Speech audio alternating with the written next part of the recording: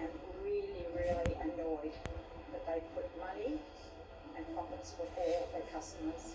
Bankwest recently announced it's closing 45 of its branches across Western Australia, while 15 regional sites will be converted to Commonwealth banks. So to read it in the paper in the West Australian before, clients were told, where will you go? I have no idea. The bank's going all digital, but long-time customers like Mavis aren't ready to ditch cash. Lots of years saved there with little bits for my grandchildren.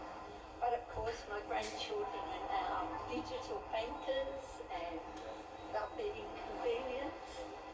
So it's a whole history going down. Bankwest, a WA-based subsidiary of the Commonwealth Bank, made the announcement last week, citing changing customer preferences and claiming fewer than 2% of customers visit a branch regularly. But the union representing bank workers claims that's not the full picture. When banks say customers are actually making these decisions, that's not 100% true. A lot of the customers are being driven to that by the bank's own behaviours. Wendy Streets from the Finance Sector Union says these scanned documents sent to 730 show the bank has been pushing customers away from their bricks and mortar stores for years. She points to a 2020 job description for a teller role at Bankwest, which lists support migration initiatives as a key task and experience proactively migrating customers as a desirable trait, while a 2024 document of performance indicators lists digital migration as a KPI. She says the strategy is not unique to Bankwest. It's actually our members' responsibility in their day job to actually start that conversation with the customers, tell them that they shouldn't be doing these transactions over the counter anymore. There's a more efficient and simpler way for them to do their banking, and they're going to show them how to do that. If they don't do that, they end up on performance-related issues with the employer. It is monitored every day. In a statement, Bankwest told 730, "Our company-wide goals are focused on helping our customers access simple and easy banking solutions. And it will always be important to educate our customers on alternative banking options safely and securely. And we receive positive feedback from many customers on the choice and convenience this offers them."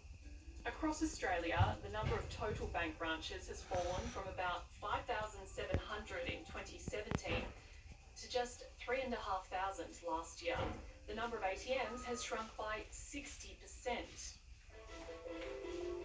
The trend is really being felt in the country's regional and remote communities, including in the Pilbara town of Tom Price, which lost its only bank branch, a Westpac, over a year ago. It's caused headaches for local businesses like the Karajini Eco Retreat. The reality is that not everybody's ready to switch to completely cashless yet. So there's dollars that we have to bank somewhere.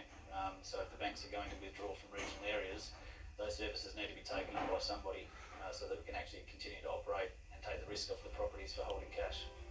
Tom Price residents say they now face a 700-kilometre round trip if they need to visit a bank in person, or some are flying to Perth with bags full of cash to deposit.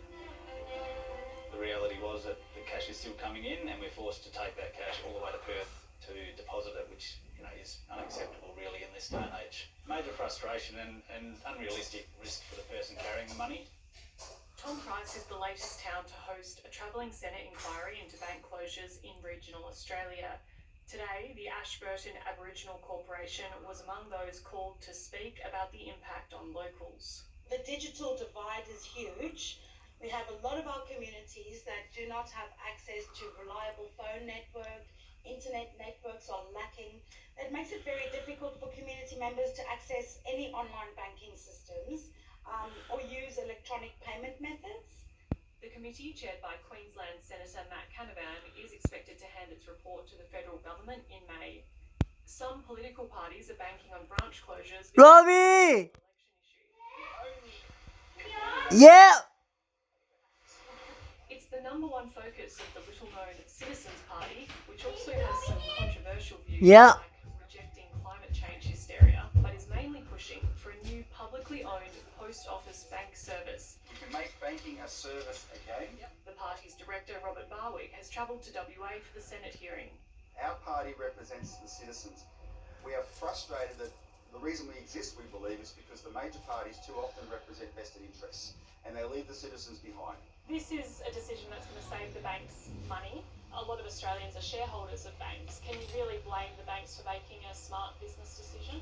You may be a shareholder, but you're related to someone who's being stiffed by what the banks are doing here. The day your grandmother gets ripped off $400,000 by some scammer overseas because she had to use online banking rather than the safety of a bank branch, is that shareholding going to be worth it? Consider your customers and not your shareholders. And that goes for all the banks. Because they're all making huge profits. I weep every time I see for this quarter they've made $1 million profit. And I think at whose cost? That's all. Australia grapples with a reform plan for the childcare sector. Tonight we bring you an alternative. The Nordic countries are well known. Well, very well represented.